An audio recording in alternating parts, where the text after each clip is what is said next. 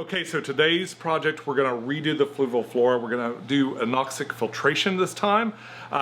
This is a technique I've used before. If you remember the 20-gallon anoxic experiment, that experiment went really well. So I've decided to try it again, and the first step is to install a undergravel filter. Hey, look. Hey, wait, come back. No, really. Look. Hey, let's talk a little bit. Look. Okay. So I know that some of you feel a certain way about anoxic filtration, and maybe the Dr. Novak who first explained it on the internet. I mean, it's been around for years. It's a very natural process as part of a lot of different things, and I really think there's some value in some of that stuff, and I want to be a person that talks about it. So why don't we just go inside and do a little bit of an experiment with my aquarium so you don't have to, and then you can decide for yourself what works, okay? All right, let's go.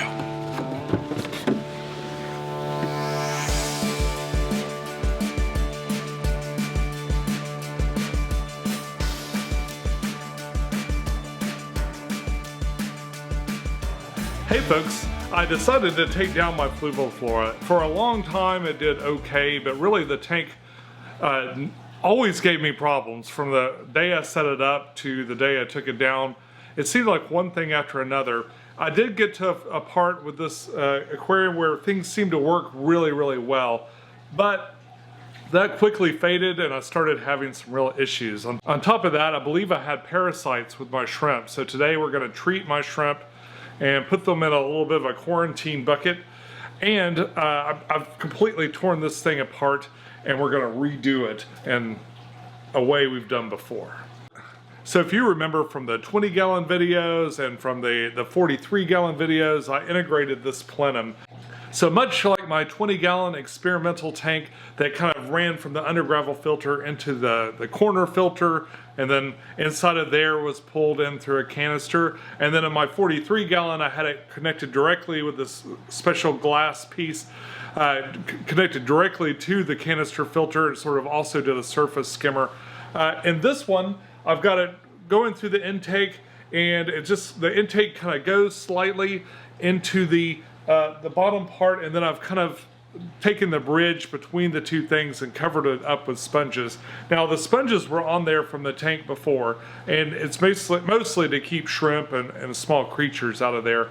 I imagine I could take those sponges and kind of separate them a little bit if I wanted to make a little less straw on the bottom, but it just barely goes in there, so I don't think it's going to be a big draw. So it should be a slow pull on the undergravel filter. Now you want the flow from the undergravel filter to be really slow. You don't want it to be sucking on there very hard, because you don't want a lot of circulation past the roots of the plants. You want it to just be a gentle draw, just to kind of replace what's in there occasionally with something else, but in a really slow way, a lot slower than the way you would cycle the water in the upper parts of the tank.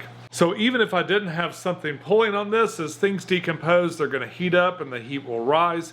And thermodynamics will give this sort of a flow of its own to some degree. But having my intake just kind of dip its head just ever so slightly into the top of this should provide a little bit more of a draw than that, but maybe not so much that it'll cause a problem for my plants. I've had a few comments about plants not doing really well with these. That can be true, especially if you do it shallow, but I'm not going to. I'm going to set this up just like a planted tank. I did much the same on my 43-gallon. The 20-gallon much less so. Like, my big regret with the 20-gallon is I didn't go up a little bit more, but 20 gallons are pretty narrow. This is a very tall tank, so I should be able to put a pretty substantial amount of substrate on top of this, and it should grow just the way it would with any other planted tank. One thing I hear about anoxic filtration also is that it doesn't work because it won't work without plants. But there's been something a little bit different about, especially my 20-gallon, when I observe it next to another tank that was set up in a way that's very traditional. I mean, side by side, I'm seeing a lot of algae on the glass. I'm seeing a lot of problems with the plants and stuff. And I just don't see it in that tank. It's been really problem-free. And the 43-gallon, it took a while. It took a while to calm down. It was very active at first, but now that it's calmed down, it's also a very, very problem-free tank with very vibrant fish in it with good colors. So I've decided to take a couple of tanks that I've had problems with and just flip them out and add a plenum to the bottom of it and just kind of see what happens. So far I'm 2 for 2 on tanks that became really easy to maintain. And I'm talking over the course of a year, sometimes 2 years. If we talk about the 20-gallon tank, super easy to maintain. I don't know how much the plenum has to do with it. Maybe I just got lucky. So that's why I did it again with the 43-gallon. But then that one, at first, like I said, at first I had some problems, but it's been really, really stable ever since. I'm hoping maybe I can do the same here. So let's get started. With the plants that were in here, I've pulled all of them out and cleaned them. It was a very tedious job. But I pulled everything off that tree. I kind of suspect that the wood I used, I believe it was called tiger wood. I believe that it might have caused a problem. I've heard a lot of other people complaining about that specific type of wood causing them problems. So just in an abundance of caution, even though it was a pretty neat piece of wood, I'm going to leave that one out and just add some spider wood and other things that I'm more familiar with. The aquascape for this is going to be based entirely out of stuff I already have in my garage. I've bought all these things at other times, and I'm just going to go through there and find something fun and just do kind of a nice, simple, basic aquascape with a lot of plants. Basically all the plants that came out of here that I felt like could survive in a new tank. The shrimp will be in quarantine for another, I guess I should keep them in there for at least another week or so. They're comfy in their bucket for now, so why not disturb them? Plus, I want to keep a close eye on them so I can pull out the little carapaces as they shed their skin. Okay, so I'm anxious to get started building this tank, so we're going to bring the camera in and start scaping. All right, so I got the makings for a little salt bath for my shrimp. I'm going to give them a little dip before I put them in there. I suspect they might have a type of parasite that I can remove by giving them a little bit of a salt dip and then some more treatments that I'll experiment with and let you know how they go. Breaking this tank down, I kind of started with the stem plants. I've got my 3 buckets there for different purposes. All of them are full of aquarium water from this tank. This middle one is just kind of my general purpose one for mixing up the salt water. I'm putting a tablespoon of Fritz aquarium salt in here, and I'm going to mix it up real good, and then I'm going to dip the shrimp for about between 30 seconds to a minute. I tried not to go too long. I'm just sort of counting in my head. I've fast forwarded the video just a little bit, but I just kind of kept a close eye on them, and if they started to look stressed or something, I pulled them out, but they never really did seem particularly stressed. I was hoping that hopefully I got the salt content right. I've never done anything like this before, so I decided just to try it and see how it goes. I'll have to watch the shells from now on to make sure that they're all right. I have this pump from Aquarium Co-op that he sent me a while back, and I have a bunch of sponge filters from various different places. I think this might be one of the My Aquarium Box sponge filters. So I hooked that up, and I've just kind of made like a little quarantine tank. I've got some pool filter sand down at the bottom there, and later on I'll put some aquarium plants in that I'm staging for the next project. All right, so I just pulled all the plants out, and I separated the ones that looked like they might be viable and put them in a bucket, just kind of in that last bucket. Just dumped the whole tree that I had going in there, the Anubias all over the wood. I just dumped that upside down into the bucket. And I'm taking a plastic card and I'm cleaning up the glass. So I want to get this looking as nice as possible for the rescape. So I like to go through and clean it this way. All those plants, the ones that are viable, you'll be seeing again, but it was really kind of tedious to go through and clean those all up. So I left that for another time. So I've explained how the plenum works, but the next layer up from that is going to be this kitty litter. This is called Special Kitty. I get it at Walmart. I have almost used this 25-pound bag. I think next time I go, I'm probably going to use another product called Oil Dry. It's actually, and it's the same type of clay that makes this kind of special. This clay layer goes right above the plenum, and it will be used to kind of absorb nutrients and kind of hold them in there. It'll be really interesting to see. This has worked so well, and this one I did not bother to rinse like I had the other ones. I just pulled that straight out of the bag. Of course, I'm using the Fluorite Dark that I love to use. I kind of forgot that I wanted to add this red clay powder.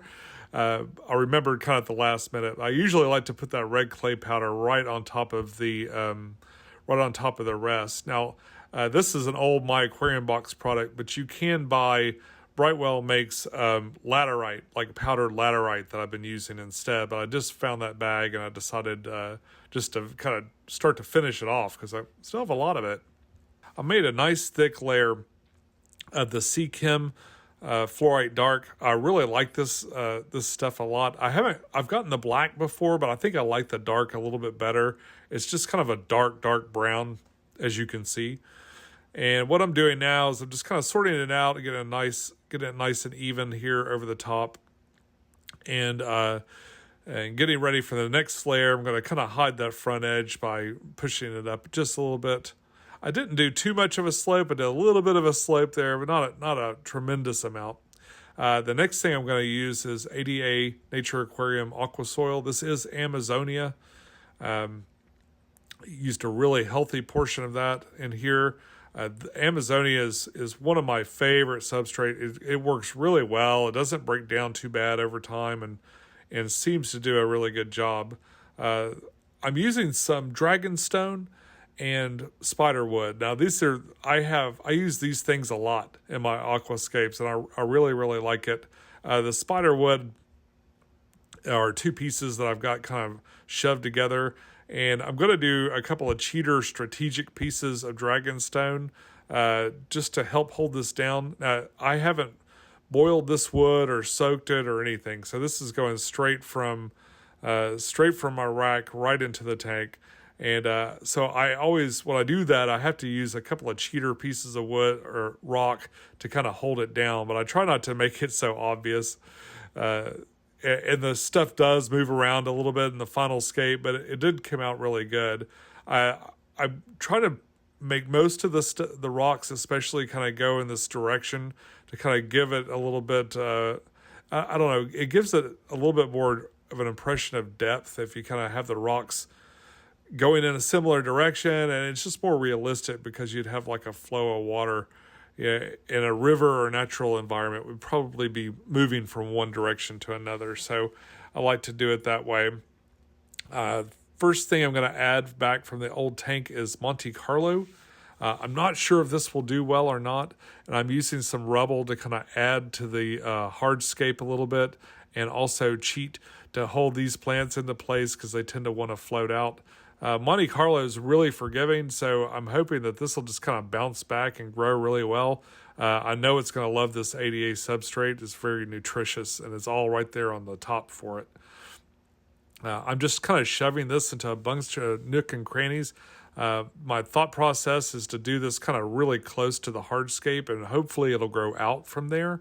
And I'm not doing anything in the front. I'm just going to let anything that grows out of this grow out and cover the rest of the tank. I'm not sure if it'll do really well. It did okay. Like all the stuff you see came out of the old version of this tank, but I'm not super hopeful because the other one didn't do as well. The stem plants got pretty thrashed in the other tank. I trimmed them down to almost nothing, and I'm kind of adding them here and there. That these aren't going to be very impressive for a little while, but in a few weeks we'll have some nice tall plants growing in the back there of different varieties. I've got some Lewigia, and I've got some mermaid weed, and a couple of other things. So when that grows in, it'll be interesting to see what that looks like. And of course, I'm going to soak this down ever so often. I've also got some. I have some Java fern, like a couple of pieces of Java fern that were really interesting, and of course this Anubis Nana Petite that I have just almost infinite supplies of. I found the very best ones out of that whole tree, and I'm just going to add them back in here and see how they do. Hopefully they'll recover in this new spot. A lot of them did move around, so this placement that you're seeing here isn't exactly the final placement. I was going to start to glue these down, but I ended up going with a nook and cranny method where I'm just kind of wedging it between things. I got kind of impatient with the glue, and you have to be real careful with that or you'll see it and it looks really obvious that you've glued stuff down. There's some tricks to hide that too, but it's just really easier to do it this way.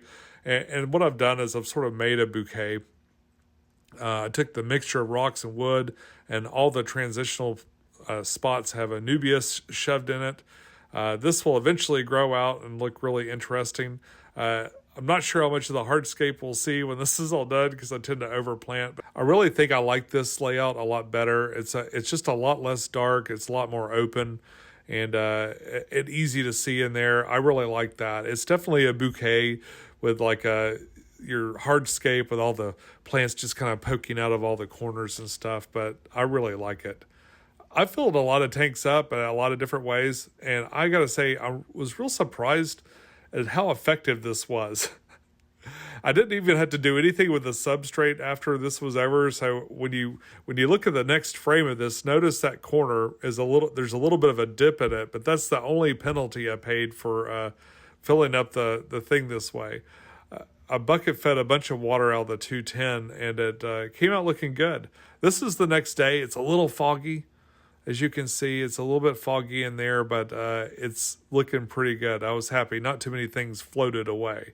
Now, over here, we've got the super secret project that I'm working on next. This will be the next video. I believe we'll be planting this, and then I'll have a setup video probably afterwards to kind of show you how I put it together for those that might be curious. But I've made this special tank, and I'm excited to show you all of its features. It's pretty cool. All right, so it's been about 2 days since I finished aquascaping this tank, and it is it's crystal clear in there. That's great, and I'm really enjoying this layout. I think a little bit more than I liked the last one that was there. Of course, only time will tell on the Anoxic filtration stuff. I mean, all that. It takes a while to get going anyway, and all the substrate and everything's new. I did hook it up to the existing canister filter that was running before, so that canister went for about maybe 24 hours without any activity, which probably killed most of, not all of the bio load. I used ADA Amazonia. That'll either keep the bacteria that's in there alive or reactivate it or something. And I'll be monitoring this. I haven't done any water tests or anything so far. I usually let them sit a week no matter what's going on, and then I'll start to do water tests, and then I'll start to add animals in here. I'd really like to just add shrimp right back to this and make it a shrimp tank. But it'll probably end up being a shrimp tank at first and then maybe a community tank because for some reason planaria always show up and stuff too. What I'm thinking about doing too, while this is empty and there's nothing in here, I'm going to hit it with a chemical treatment just to make sure that no planaria made their way in there or any other little beasties that this might kill. So I haven't seen any snails or anything yet, so hopefully the only snails that would be in here are maybe babies that haven't hatched yet. So maybe I can kind of do a 1-2 punch. Now, I like snails, and all my tanks have them, but sometimes you can get overrun pretty quick, so I eventually will have snails again. But right now, the population's so low that if I hit it with something like this, and they all die, it won't cause like a huge spike in the water quality. And right now the water quality is probably all over the place too, so who knows. So my canister filter did sit for about maybe a day and a half before I ran anything else through it, but the water that I put in here was straight out of the 210, so it probably had some fish emulsion and stuff in there too, on top of whatever the Amazonia is releasing. I have to say I'm really relieved to get this tank finished. It was a lot of work for one day. It wasn't a huge project, but it was something that had been bothering me in the back of my head that I wanted to try for a while now. So I'm glad to just kind of get it done. No matter how many new tank issues come up with this one, it can't be as bad as what I was going through before, because that tank needed to be cleaned just about, you know, every couple of days. But that's all I got for you this week. I'm sure you're gonna want to see how this tank turns out. Be sure to subscribe and come back. I'll be doing updates for this. If you'd like to see updates on all my aquariums, there's a playlist right here that shows my tanks over a period of time. And down here is something YouTube thinks you'll like. Follow your bliss, keep a clean tank, and I'll see you soon. Bye.